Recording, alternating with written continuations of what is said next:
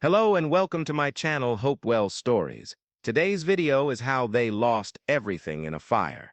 Then the community did something unbelievable. But before we dive into the full story, let me know where you're watching from and what time it is now, and don't forget to subscribe to the channel. It was a cold winter night when everything changed for the Thompson family. Snow fell softly outside their small two-story house on Maple Street. Inside, the lights were warm. The fireplace crackled and the smell of hot chocolate filled the air. 16-year-old Mia sat on the couch reading. Her little brother, 8-year-old Jake, played with toy cars on the floor, and their parents, Sarah and David, talked quietly in the kitchen. They didn't know it yet, but this would be the last peaceful night they'd have in their home for a long time. Around midnight, a spark from an old wire behind the walls caught fire. No one saw it coming. The flames spread fast. By the time David smelled smoke and ran to wake everyone, the living room was already filled with thick black smoke. "Get out, now," David shouted.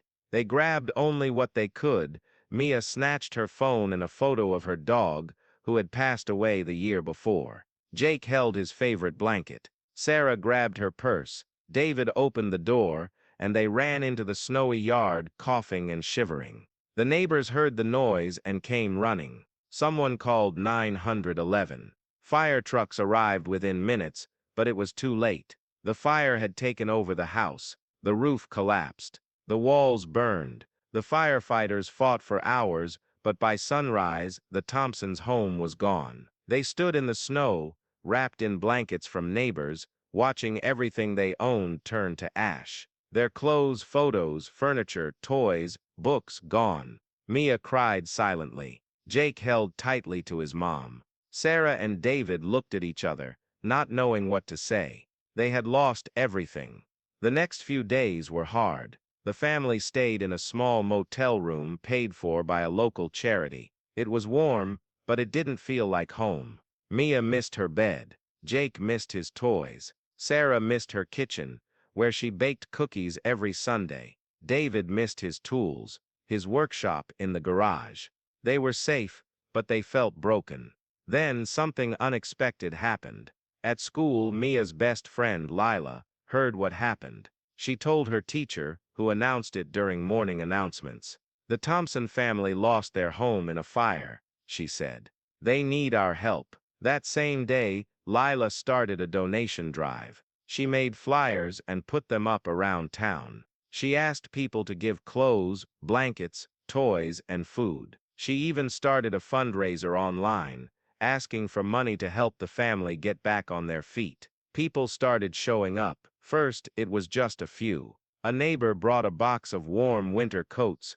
A woman from church dropped off a bag of groceries. A man from the hardware store gave David a new toolbox. But then more came. A local grocery store donated a week's worth of food. A clothing store gave Mia and Jake new winter outfits. A toy store sent a big box full of games, books, and action figures for Jake. The high school organized a bake sale and raised over $2,000. And then, the most unbelievable thing happened. Mr. Jenkins, the owner of the old hardware store on Main Street, stood up at a town meeting. He was quiet, usually kept to himself. But that night, he spoke loud and clear. "The Thompsons are good people," he said. "They've lived here for 10 years. David helped me fix my porch last winter. Sarah volunteers at the library. Mia tutors kids after school. Jake waits at everyone on his way to school. This town is their family too, so I'm giving them something." Everyone went silent. "I'm giving them a house," Mr. Jenkins said. Gasps filled the room. He explained that he owned a small cottage on the edge of town. It wasn't big, but it was safe, warm, and ready to live in. He wasn't using it. His daughter had moved away, and no one was renting it. "It's theirs," he said. "No rent, no bills, just a place to start over." The room exploded with clapping and cheering. Sarah cried. David shook Mr. Jenkins' hand, unable to speak. But it didn't stop there. People didn't just stop at the house. They wanted to do more. A group of volunteers, teachers, parents, even students, got together and cleaned the cottage from top to bottom. They painted the walls, fixed the broken window, and replaced the old carpet. A local electrician checked the wiring. A plumber fixed the sink, then came the furniture. One man donated a couch. A woman gave a dining table and 4 chairs. Another family gave a bed and a dresser. The high school art class painted a big welcome sign that said Thompson Home and hung it by the front door. When the day came to move in, the whole town showed up. Mia, Jake, Sarah, and David pulled up in a borrowed van. As they stepped out, they saw the cottage clean, warm, and full of life. The yard had been shoveled, lights glowed in the windows,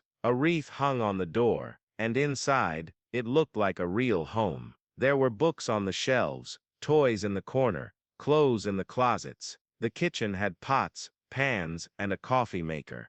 Mia's room had a desk, a lamp, and even a poster of her favorite band. Jake's room had a race car bed, and a nightlight shaped like the moon. They couldn't believe it. "We did this together," Lila said, hugging Mia. "You're not alone." That night, the Thompsons ate dinner at their new kitchen table. It wasn't their old house. It wasn't the same. But it was warm, it was safe, and it was full of love. Later, Jake looked up at his mom and said, "Are we home now?" Sarah smiled and kissed his forehead. "Yes, baby. We're home." David put his arm around Sarah. "I don't know how to thank everyone." Mia looked out the window. Snow was falling again, just like the night of the fire. But this time it felt different. This time it felt like peace. The fire had taken their home, but it couldn't take their hope. Because in the middle of loss, they found something stronger: community.